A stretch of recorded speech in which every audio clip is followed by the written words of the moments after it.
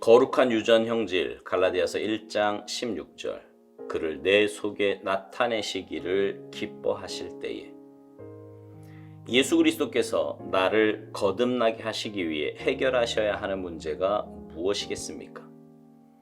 주님께서는 내가 더 이상 나는 거룩하지 않고 거룩해질 가능성도 없다고 말할 수 없는 유전 형질을 내게 주십니다.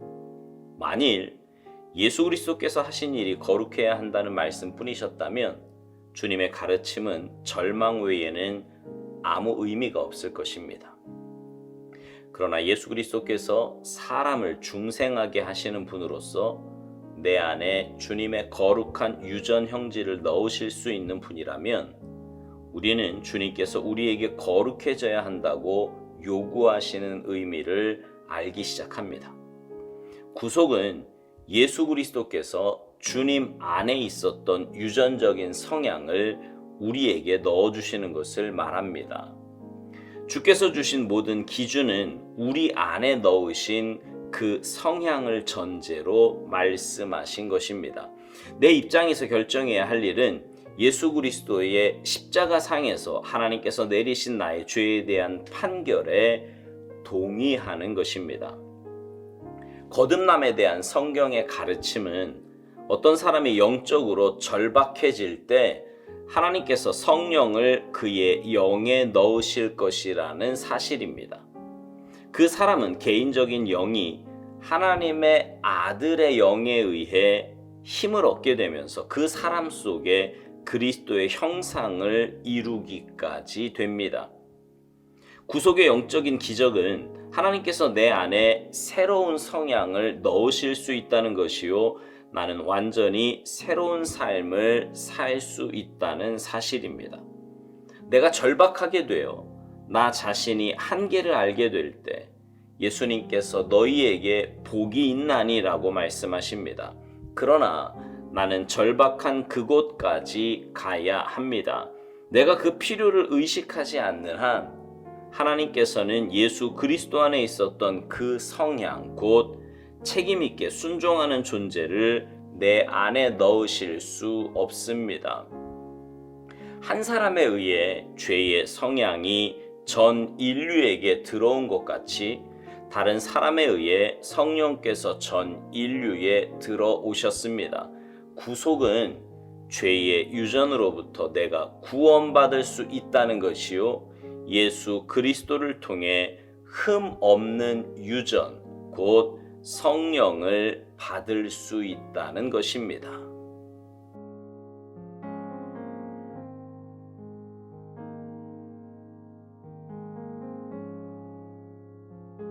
병에 걸린 사람이요, 자기의 병을 고침받기 위해서 제일 먼저 해야 할 일은 자신의 병을 인정하는 거예요.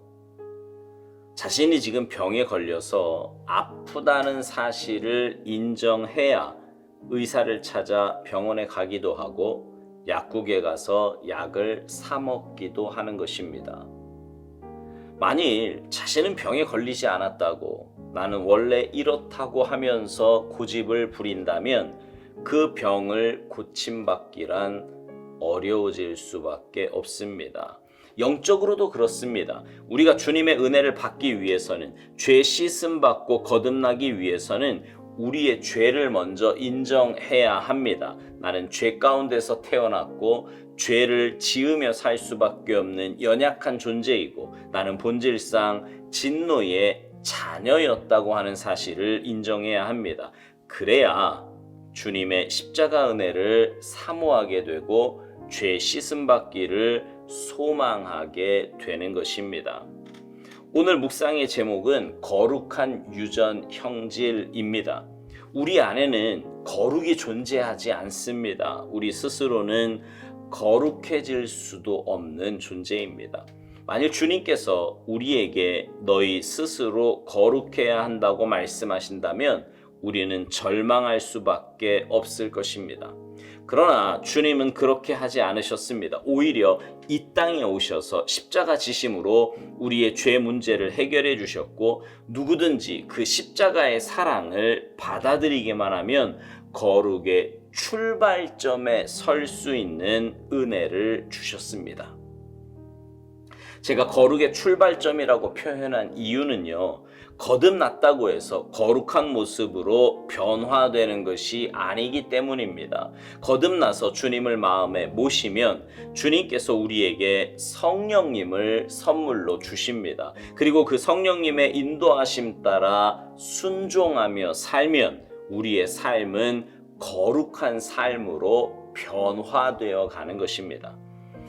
오살드 목사님이요, 구속에 대해서 이런 말을 합니다. 구속은 예수 그리스도께서 주님 안에 있었던 유전적인 성향을 우리에게 넣어주시는 것을 말한다고요. 그러니까 거듭난 사람들에게는 주님의 임재를 경험하게 되는데, 주님이 거듭난 사람 안에 거하시면 주님의 성품을 알게 되고 그 주님의 성품을 닮아가게 된다는 말입니다. 그러면서 이런 말을 해요. 주께서 주신 모든 기준은 우리 안에 넣으신 그 성향을 전제로 말씀하신 거라고요. 우리는 성경을 보면 좌절할 때가 많이 있습니다. 어떻게 그렇게 살 수 있냐고요. 이건 성경에 나오는 이야기이지 실제 우리 삶에서는 불가능에 가깝다고까지 말하는 사람도 있습니다. 물론 내 힘으로는 절대로 그렇게 못 삽니다. 말씀의 기준이 너무 높아, 불가능해 보여 그렇게 살기는커녕 오히려 죄의 습성에 가까워 보이는 것이 우리네 삶입니다. 그러나 주님이 우리 안에 계셔서 주님이 그렇게 살게 하신다면 얘기는 달라져요. 생각해 보세요. 미워해야 마땅한 사람을 향해 먼저 화해의 손길을 내밀게 성령님께서 부담을 주십니다. 눈앞에 보이는 것을 의지해야 할 상황에서 오히려 내려놓고 베풀도록 성령님께서 부담을 주십니다. 두려워할 수밖에 없고 힘들 수밖에 없는데 평안함을 주셔서 기쁨을 나누도록 하십니다. 이 모든 일은 내가 하는 것이 아니라 주님이 그렇게 살게 하시는 것입니다.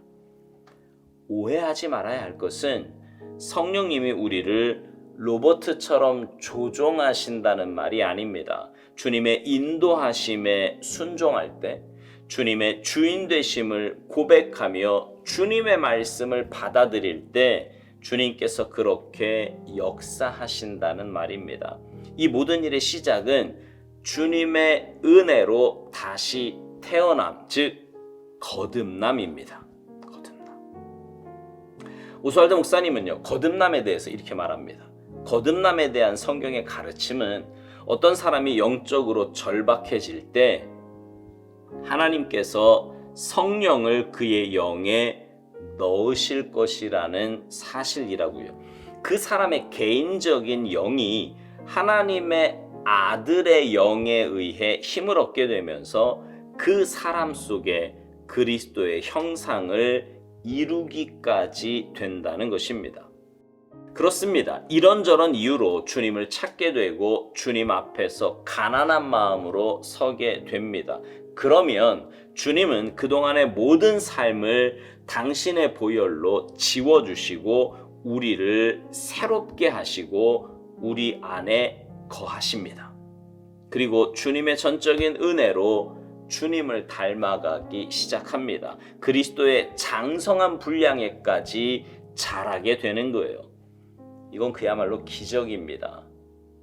쇳덩어리인 우리가 어떻게 거룩하신 주님의 성품을 품을 수 있단 말입니까? 거기다가 주님을 닮아간다니요. 이건 말로 설명할 수 없는 기적이요. 이 세상의 그 어떤 기적보다 놀라운 기적입니다.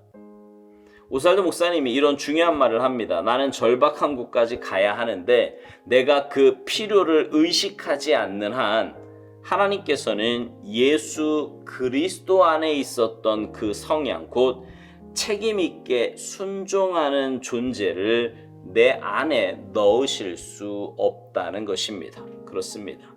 인격적인 주님은 우리가 주님 앞에 완전히 두 손 들 때까지 기다려 주십니다. 건강이든 물질이든 자녀든 어떤 문제를 통해 내 인생의 주인이 내가 아니라는 것, 나는 아무것도 할 수 없는 연약한 존재라는 것, 세상의 것 의지해봐야 그리 오래가지 못한다는 것, 그래서 내 인생의 참된 주인을 모셔야 한다는 것을 온전히 깨닫고 주님 앞에 나올 때에 주님은 역사하십니다. 사랑하는 성도 여러분, 아직도 여러분의 인생의 주인이 여러분이십니까? 그러면 여러분은 아직 거듭난 사람이 아닙니다. 여러분의 인생의 주인이 주님이심을 고백하십니까? 그렇다면 주님께 여러분의 인생의 키를 온전히 내어 맡기시기 바랍니다. 그래서 날마다 주님 닮아가는, 그래서 여러분의 삶이 거룩한 그리스도의 장성한 분량에까지 자라가는 복된 삶이 되시기를 주님의 이름으로 축복합니다. 아멘.